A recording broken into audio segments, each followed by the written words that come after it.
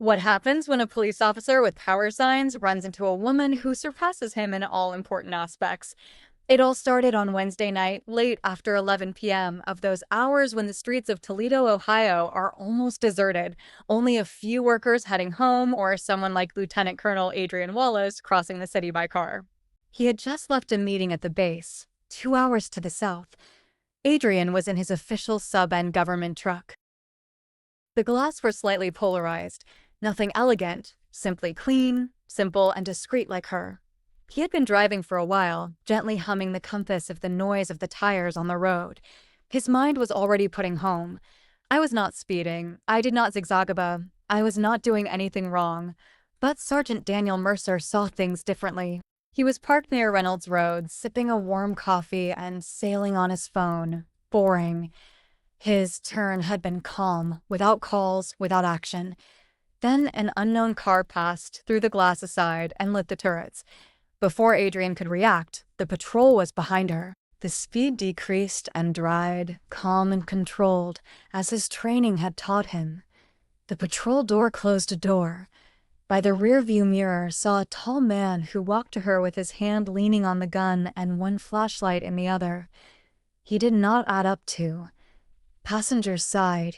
He went straight to his window. "License and circulation card," he said without greeting. Adrian kept his hands where he could see them. He lowered the window halfway. "Officer, can I ask why you stopped me?" Mayor pointed to him with the flashlight to his face. "I was invading lanes. Did not use the directional. It seemed that I could have been drinking." She raised an eyebrow. "It wasn't." "License and circulation card," he repeated stronger. Adrian did not argue. He moved slowly, taking out their glove compartment documents. When delivering them added, "This is a government vehicle. I am a federal employee." Mayor looked at his identification. "Military, yes," he smiled disdain. "That doesn't mean it's above the law." "I never said it was." His voice became more rough. "Lower the vehicle." Adrian blinked. "Excuse me," I said. "Go down from the car. I'm going to do a sobriety test."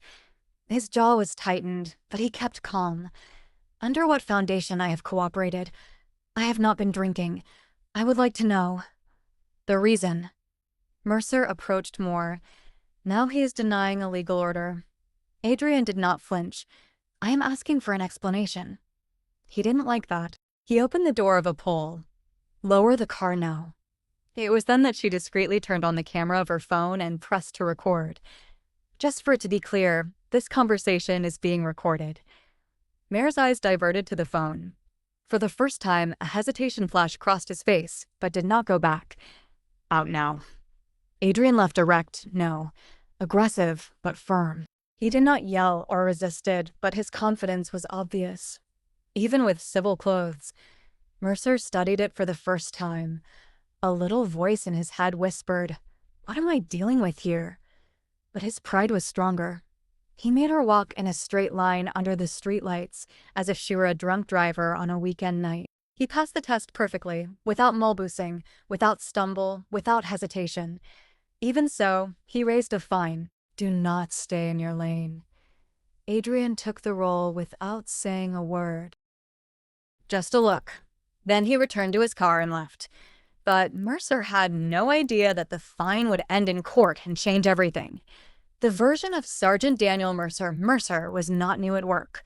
15 years in force they had hardened it. He had handled everything, street fights, car accidents, and had earned a reputation of the guy who made the rookies stiffen when he entered and liked it to be like that. He didn't ask questions, he gave orders. For him, plate meant control, the last word. It didn't matter if I was a teenager who responded or a driver who asked too many questions. Mercer never turned back and never apologized. In his district, they knew who he was, a policeman who made his paperwork. He arrived on time and never doubted, but they also knew that he had a sharp tongue and an explosive temperament. No one challenged him. Until that night, back at the station, he barely mentioned the arrest, registered the fine, not staying in the lane, possible state. Inconvenient, without arrest, and threw his body chamber into the charger. As always, the recording remained intact for 2 days. Well, so much, Mayor joked about it in the restroom. A woman tried to use her rank with me, said Officer Diaz. He showed me his identification of the government as if he were to scare me. Diaz frowned. Wait, was it a military? Mayor shrugged. He said his name was Wallace. Adrian Wallace. Diaz's face changed. Lieutenant Colonel Wallace gave a conference at the academy last year. It is not just military, it has a high range. He directs logistics in Fort Wayne, Bronze Star, 2 missions abroad. It is really... Mercer subtracted importance with a gesture. I don't care who it is. On the road, I am the law. But something in Diaz's tone was recorded. That little indication of respect. Even so, Mayer did not review the recording. He did not think twice the fine. In his mind, everything had ended, but it wasn't. Adrian's play. Adrian was not the guy who makes noise for anything. It was not dramatic. It was not conflictive. And after 22 years of uniform, 2 missions abroad, and innumerable dangerous situations, he did not have time for insignificant fights. His rank was not just a title. He had won it. He had commanded convoys in war areas, organized aid in disasters, administered soldiers and supplies on 4 continents. But none of that. It imported to Mare. For him, she was just another driver who did not obey enough, and that was what bothered her most, how easy it was for him. So he made calls to military lawyers. The Inspector General attached the video, filed a complaint, and let the events speak for themselves. By the end of the week, the name of Mare was linked to an investigation. The department's lawyers were notified, and Adrian continued working, remained silent, but after Bambolin's, he was ready because his lawyer had said that the arrest was not only rude, he could have violated federal rules, and if necessary, they would go to trial. Adrian did not hesitate. He was ready. The time of truth, Mare still thought this would happen until the envelope came. Simple, thin, just a manila folder with his name written by machine in the front. He opened it from a pole in the parking lot, waiting for another memorandum, but it wasn't. It was a judicial citation. His rank was not just a title. He had won it. He had commanded convoys in war areas, organized aid in disasters, administered soldiers and supplies on 4 continents. But none of that. It imported to Mare. For him, she was just another driver who did not obey enough, and that was what bothered her most, how easy it was for him. So he made calls to military lawyers. The Inspector General attached the video, filed a complaint, and let the events speak for themselves. By the end of the week, the name of Mare was linked to an investigation. The department's lawyers were notified, and Adrian continued working, remained silent, but after Bambolin's, he was ready because his lawyer had said that the arrest was not only rude, he could have violated federal rules, and if necessary, they would go to trial. Adrian did not hesitate. He was ready. The time of truth, Mare still thought this would happen until the envelope came. Simple, thin, just a manila folder with his name written by machine in the front. He opened it from a pole in the parking lot, waiting for another memorandum, but it wasn't.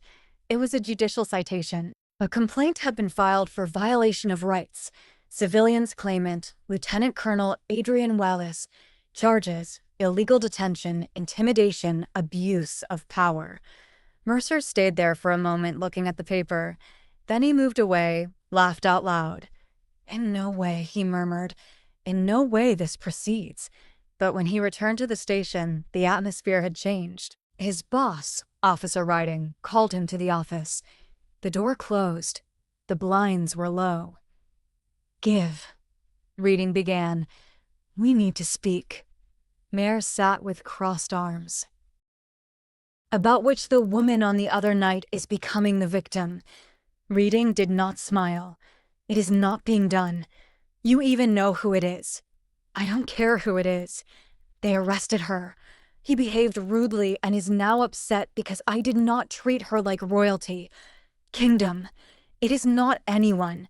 He is a high-ranking officer, a war veteran. His history is perfect. He has powerful friends and has everything recorded from his perspective and yours.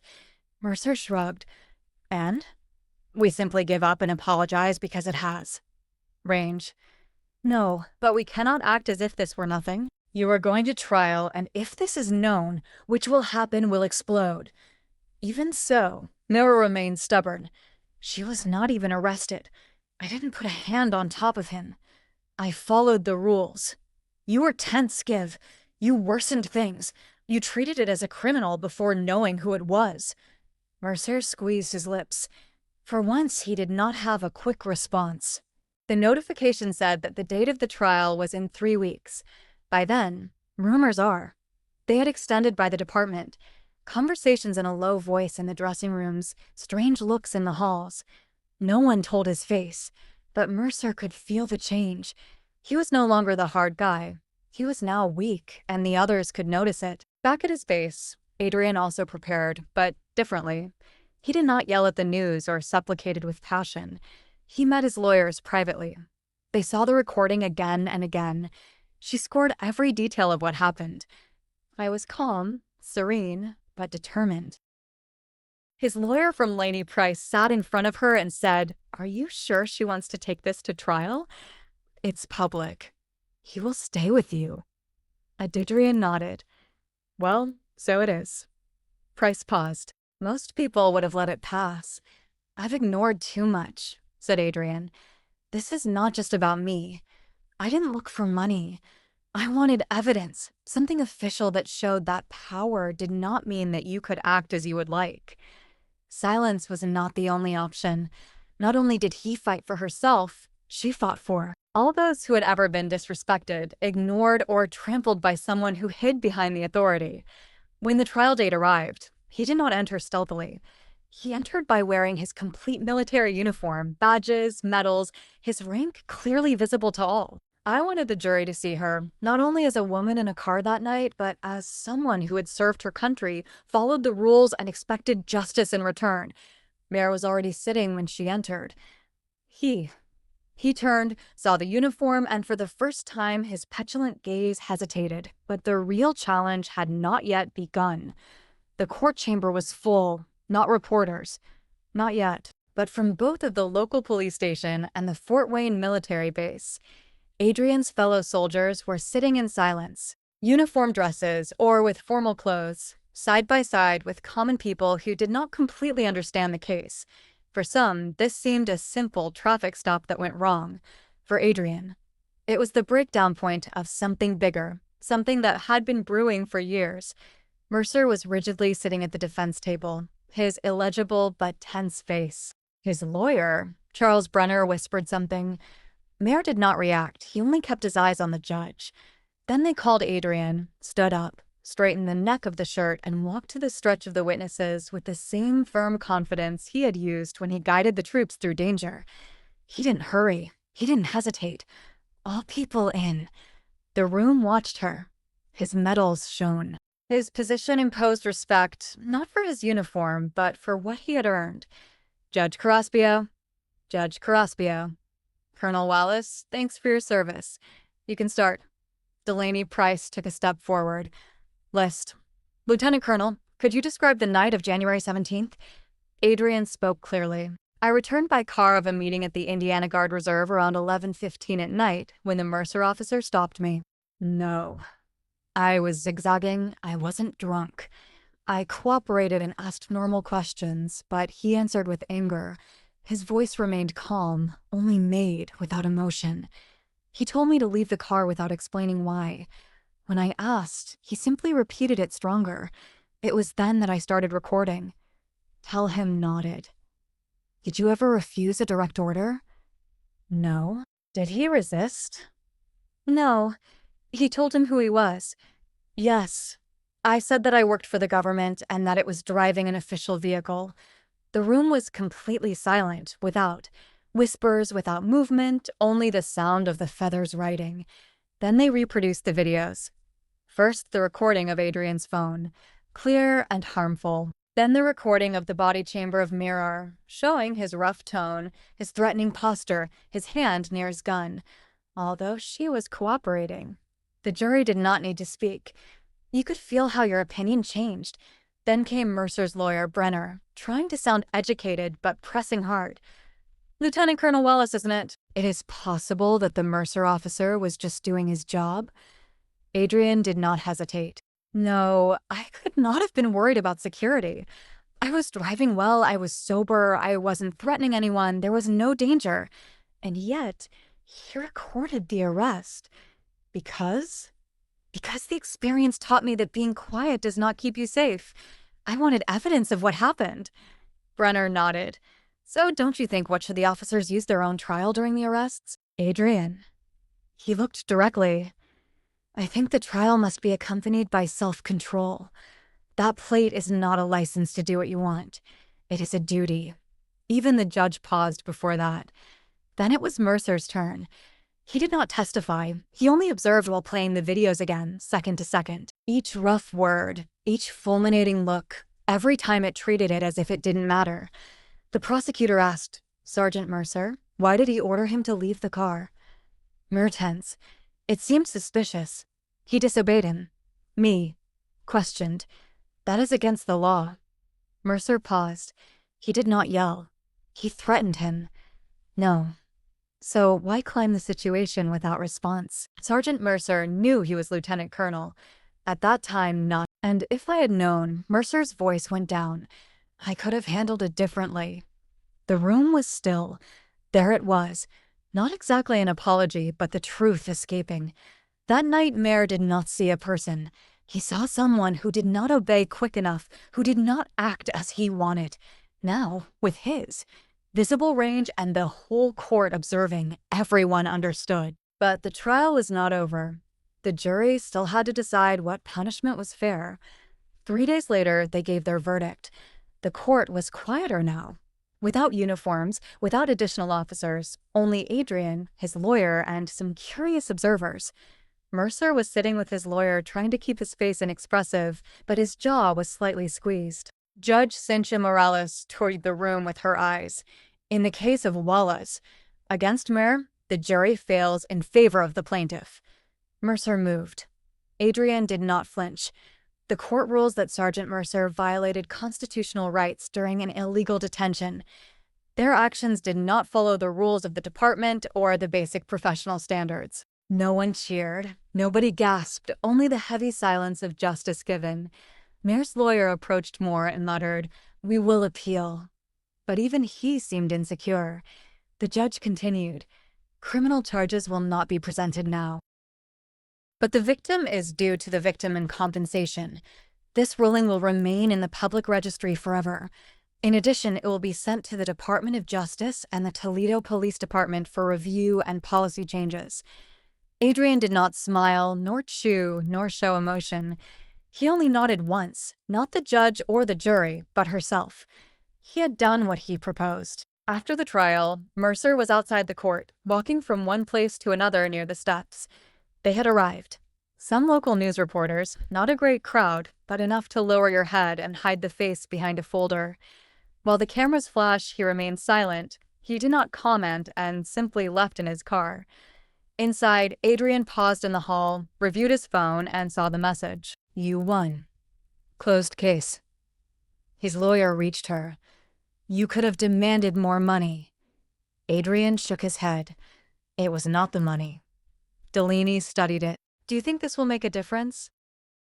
Adrian looked at the glass doors and replied, "I'm not sure, but maybe the next time stop someone doubted it." A week later, Mayor was suspended while the police reviewed the case. Some whispered that could be transferred to a different job. Others said their career was over. In any case, the protection he once had was broken, and everyone could see it. In for Wayne, Adrian returned to his work as if nothing had happened. "I didn't want to be seen as a heroine or give interviews." He had tasks to finish, people to train, missions to direct, and duties to fulfill. But within his team, the lesson was clear. You don't always have to shout to win respect. You don't always have to fall apart to show you. Sometimes keeping calm says more than anger could never. Even with the decision of the court in his favor, Adrian knew that the battle had not ended because he holds someone holding just the punishment. It is about what? What happens later? 2 months later, Adrian was standing in front of a new recruit room in for Wayne. Most had only used the uniform for a few weeks. Young enthusiasts, ready to serve. I wasn't there to discuss battle plans or supplies. This time he talked about leadership, about what it means when nobody is looking. He toured the room with his eyes and asked, How many of you do you think a uniform automatically makes people respect you? Some hands are they lifted, some insecure, others safe. She nodded. I understand why they would think that, but here's reality. Respect is not given. It is won with each action, each choice. He let the words penetrate. The same goes for power. Continuous. The plaque, the range, the authority. It is not an armor, it is a burden. If you can't handle it with honor, you don't deserve it.